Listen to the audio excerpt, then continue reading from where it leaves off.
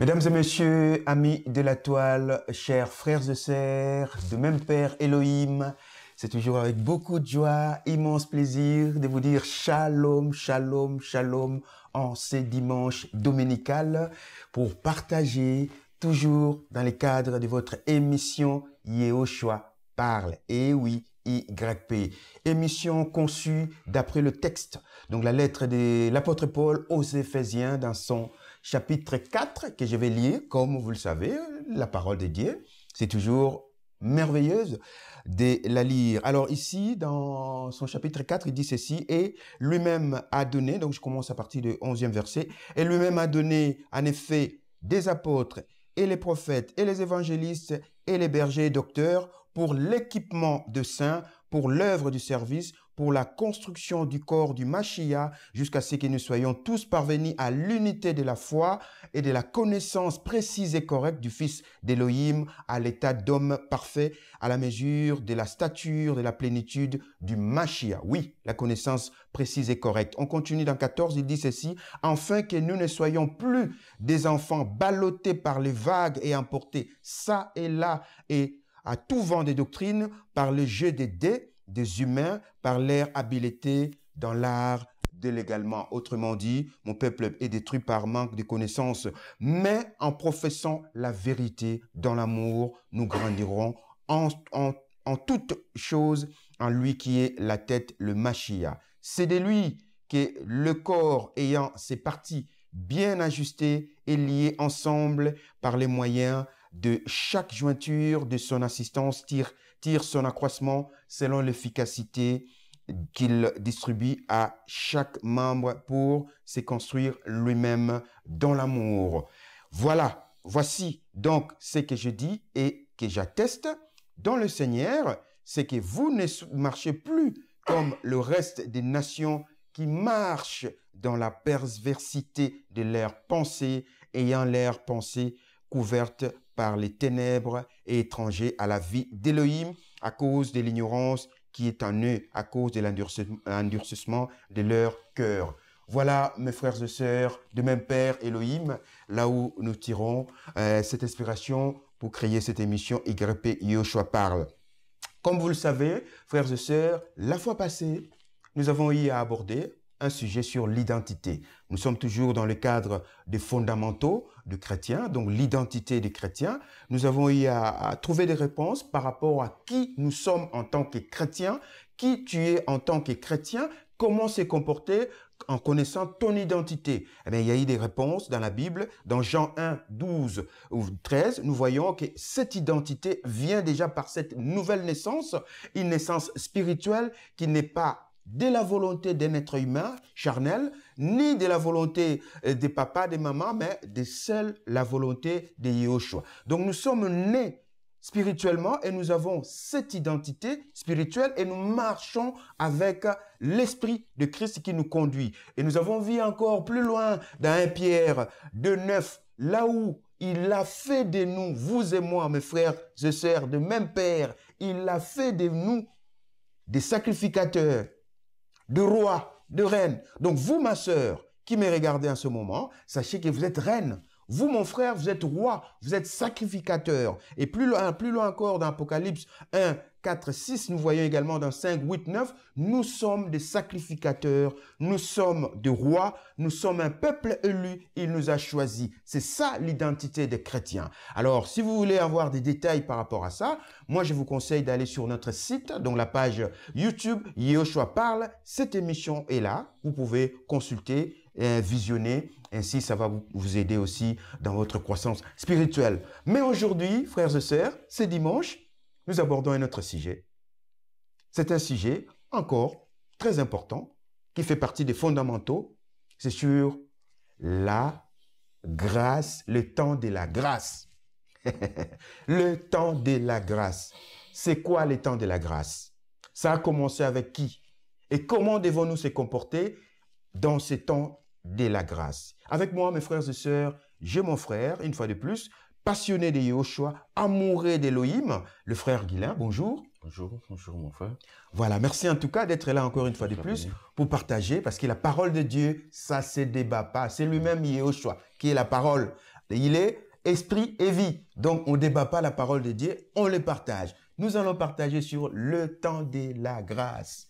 Aujourd'hui, il y a une confusion totale. Le temps de la grâce. Est-ce que c'est le temps de la grâce me permet de faire n'importe quoi?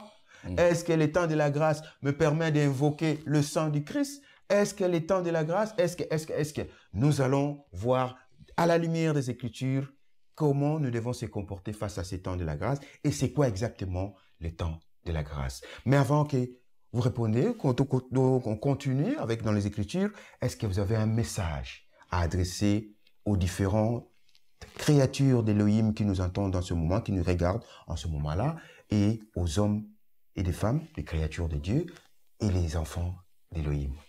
Oui, je bénis beaucoup mon Père pour cette occasion merveilleuse qui nous accorde toujours d'être dans sa présence. Moi, c'est que j'aimerais donner comme conseil, comme édification, d'être vraiment enfant d'Élohim, comme il dit dans Jean 1, 12 là-bas. À tous ceux qui l'ont réussi, il a donné le pouvoir de devenir enfant d'Élohim. Donc, nous ne sommes pas enfants d'Élohim, nous naissons comme créatures d'Élohim. C'est pas tout le monde qui est enfant d'Élohim. Nous naissons comme créatures, mais nous devenons enfants d'Élohim par le pouvoir. Donc le Seigneur nous accorde un pouvoir. C'est pour ça que la Bible dit, il nous accorde le pouvoir de devenir, on devient enfant d'Élohim. C'est ça comme réponse. Voilà, le message est passé. Nous devons, donc, par cette naissance spirituelle, évidemment, ce n'est ni de la volonté charnelle, mais de sa propre volonté. Voilà. Alors, on va attaquer notre émission. Le sujet du jour, les fondamentaux, c'est quoi? Qu'est-ce qu'on entend par le temps de la grâce? D'abord, la grâce, c'est une faveur méritée. Quand on dit une faveur méritée, ça veut dire que tu n'as rien fait. Quelqu'un vient, par exemple, je peux donner, on te dit d'habiter dans une maison, et toi, tu n'as pas construit cette maison. Mais on te dit d'habiter là, tu n'as pas construit, tu n'as rien fait, mais on te la donne gratuitement. C'est comme nous, le Seigneur a vu nos péchés, il a vu la manière dont on souffrait, comme la Bible dit dans Romains 5, 12 là-bas, c'est par une seule personne, le péché est entré, et par un seul homme, la grâce est venue. Donc la vie, Yoshua Mashiach, Yoshua est venu nous donner, n'est-ce pas, la vie éternelle. Nous étions pécheurs, comme dans Romains 5, 8, la Bible dit, lorsque nous étions encore pécheurs, Mashiach est mort pour nous. Donc c'est vraiment une grâce imméritée. Une grâce que Yoshua quittait son trône royal, il est descendu sur la terre, comme dit Jean 3,16 là-bas. Il est descendu pour nous sauver, en fait. Donc la faveur ici, lorsqu'on parle de la faveur imméritée, qui est la grâce, la faveur, c'est quoi en fait, qu'est-ce qu'on entend par cette faveur imméritée? On parle d'abord de la faveur. C'est quoi cette faveur? La faveur, Yoshua est descendu sur la terre pour nous sauver. D'accord. Donc ça, c'est une faveur qu'il a fait pour nous. Ok. Et pourquoi on dit immérité? Immérité, nous n'avons pas mérité, nous n'avons pas payé, nous n'avons rien fait. Tu es né comme ça, tu n'as rien fait. Et tu es pécheur en fait. Tu es pécheur et quelqu'un, Yoshua, dans son trône, il dit non, je vais descendre. C'est pour cela même dans 1 Timothée 3,16, la Bible dit le mystère de la piété grand. Car Elohim a été manifesté en chair. Il est manifesté en chair, il a été manifesté en chair pour nous sauver en fait. Nous qui étions dans le péché, nous qui avions abandonné le Seigneur, nous étions dans la prise de l'ennemi, sous la puissance de l'ennemi. Lui, il est venu, il est descendu sur la terre. Il est venu dans ce monde, vit au monde, et crie dans le monde. Vie des anges, crie dans le monde et élevé dans la gloire. D'accord. Le mystère de la piété est grand, car Elohim a été manifesté en chair, vit dans le monde, et crie... Voilà.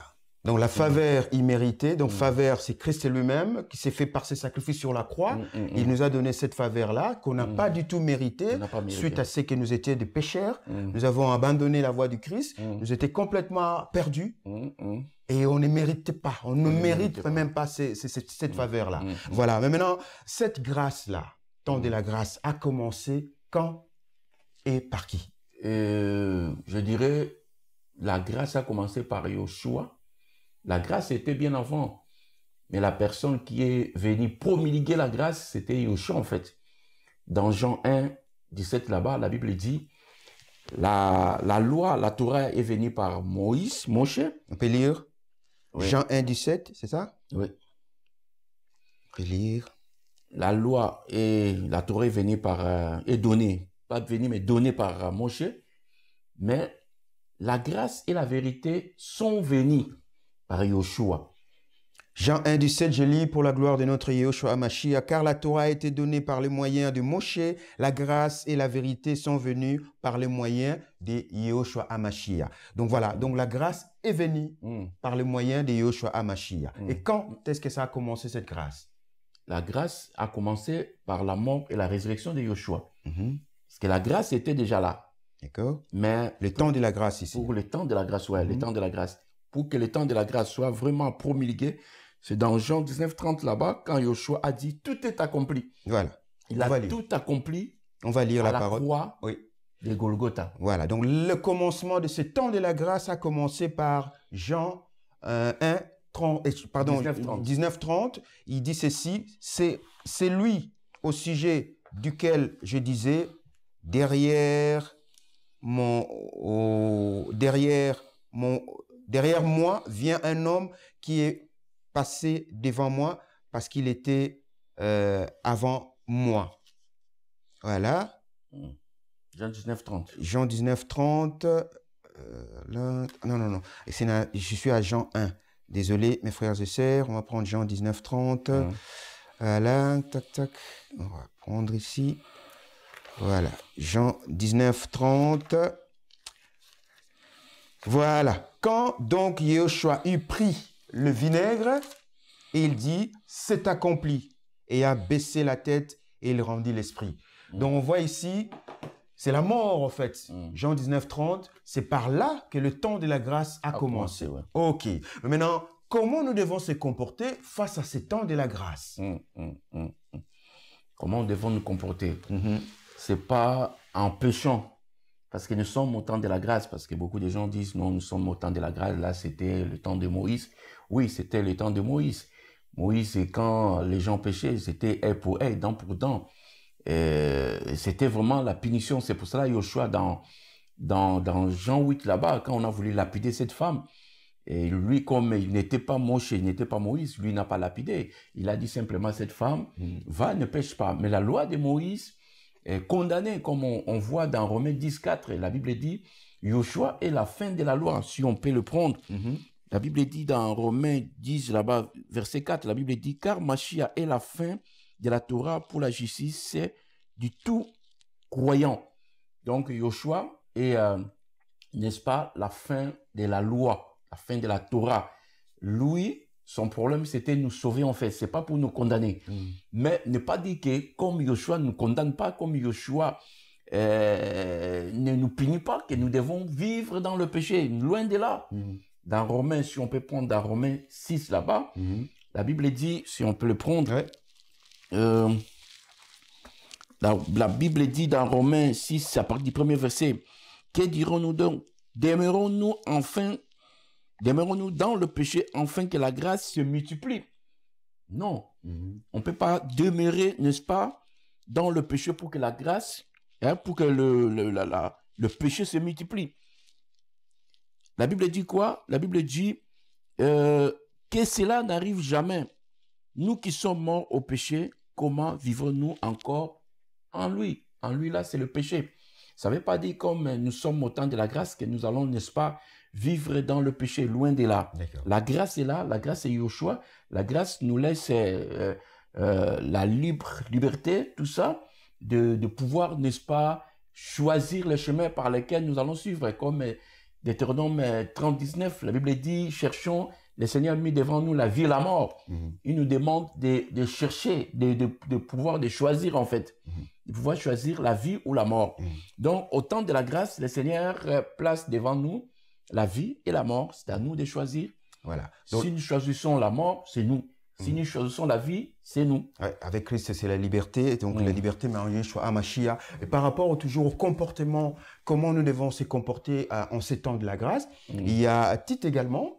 Donc, dans le livre des Tites, nous voyons également cette réponse. Comment devons-nous comporter? Donc, Tite 2, 11. Car la grâce d'Élohim qui apporte le salut à tous les humains est apparu à tous les humains, est apparu, c'est pas seulement les chrétiens, tous les humains est apparu, elle nous enseigne, voilà ce que Titi dit, elle nous enseigne pour qu'en renonçant à l'impiété et aux convoitises mondaines, nous vivons dans l'âge présent discrètement, justement et pieusement. La justice et pieusement. Donc, avec ce temps de la grâce, on ne peut pas vivre dans la débauche. Soit disant que bon, c'est le temps de la grâce, bon, Christ a tout accompli.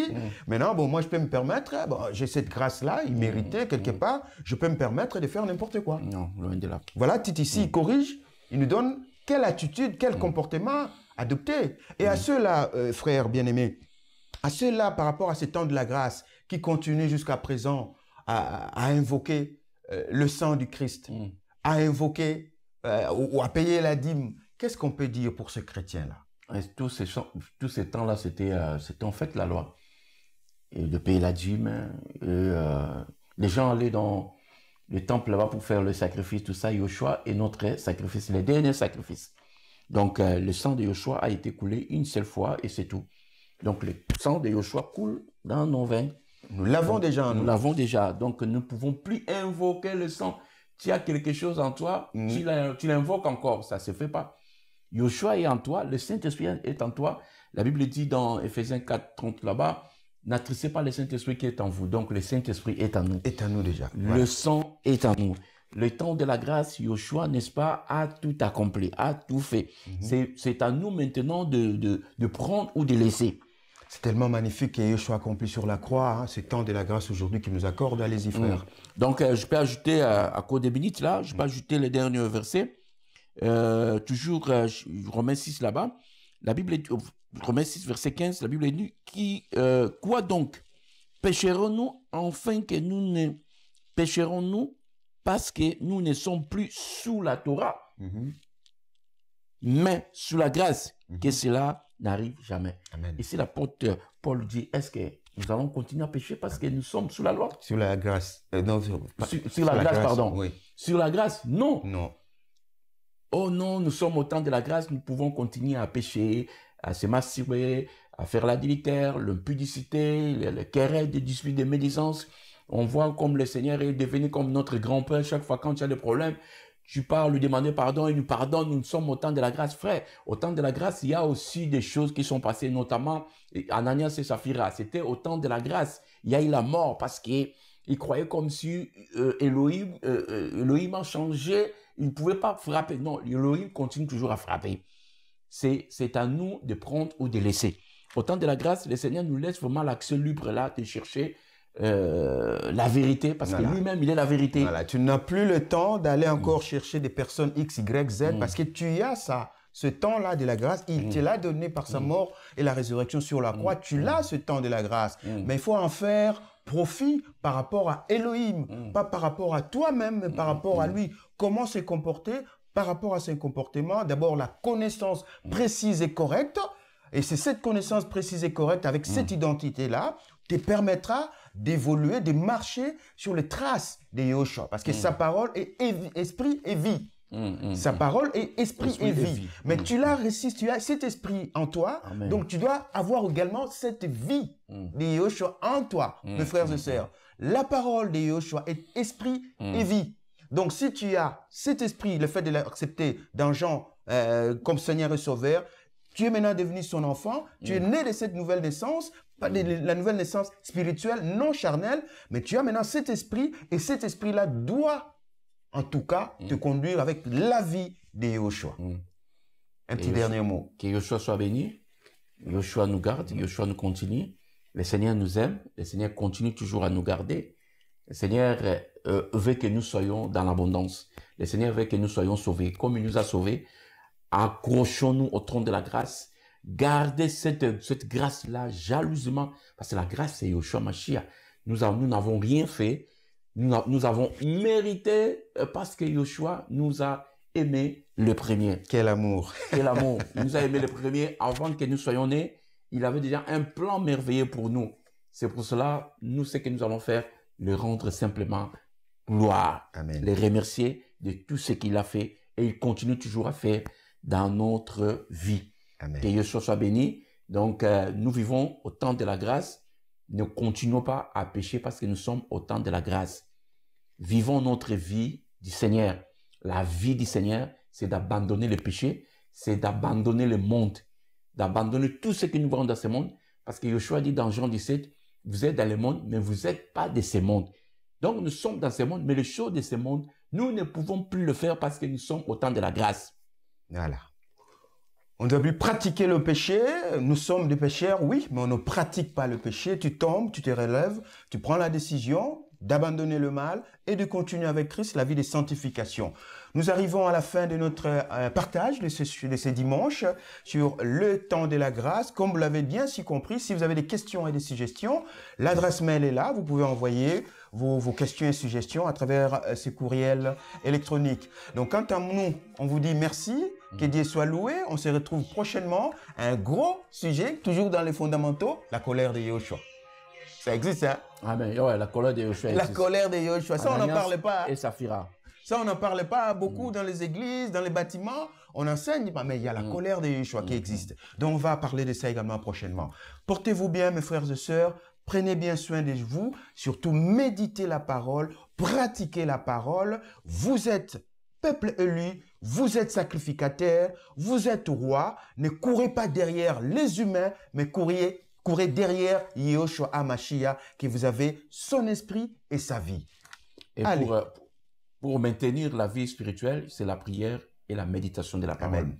Si tu es chrétien, tu dis que moi je connais bien la Bible. Frère, laisse-moi te dire que le diable connaît la Bible plus que toi, de Genèse jusqu'à l'Apocalypse. Nous, ce que nous devons faire, c'est de jeûner, de prier, de méditer vraiment la parole du Seigneur, parce que sans cela, nous allons toujours tomber, nous allons stagner, nous allons faire du surplace. Pourquoi? Parce que nous ne méditons pas la parole, nous ne prions pas. Si un problème, une tentation nous arrive, nous allons vite tomber parce que nous ne sommes pas en mesure de nous protéger nous-mêmes. C'est Yeshua qui nous protège.